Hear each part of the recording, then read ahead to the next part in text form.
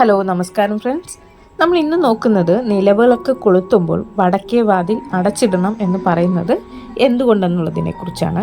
സന്ധ്യകളിലും നിലവിളക്ക് കൊളുത്തുമ്പോഴും വിളക്ക് കൊളുത്തിക്കൊണ്ട് വരുമ്പോഴും വടക്കുവശത്തെ വാതിൽ അടച്ചിടണമെന്ന് പഴമക്കാർ ഉപദേശിച്ചാൽ അതിനെ അന്ധവിശ്വാസമായിട്ടാണ് പലരും കരുതുന്നത്. സൂര്യോദയത്തിലും സൂര്യാസ്തമനത്തിലുമാണ് വിളക്ക് കത്തിക്കുന്നത്.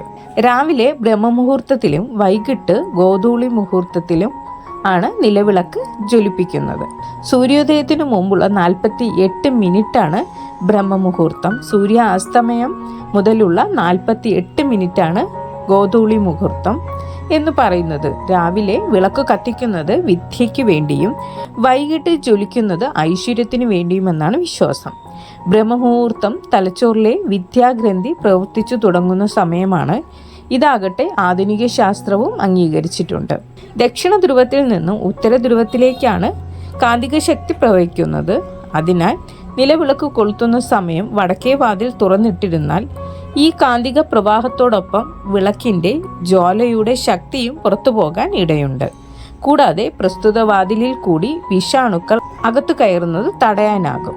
വിളക്കും കത്തിക്കുന്ന എള്ളെണ്ണയും ചൂടായി കഴിഞ്ഞാൽ ഉയരുന്ന പ്രാണോർജമാകട്ടെ അണുബാധ തടയുകയും ചെയ്യും. ഈ പ്രാണോർജത്തെ തെക്കു നിന്നും വടക്കോട്ട് സഞ്ചരിക്കുന്ന കാന്തിക പ്രവാഹം പുറത്തു കൊണ്ടുപോകാതിരിക്കാൻ വടക്കേ വാതിൽ അടയ്ക്കുന്നത് നല്ലതാണ്. Thank you.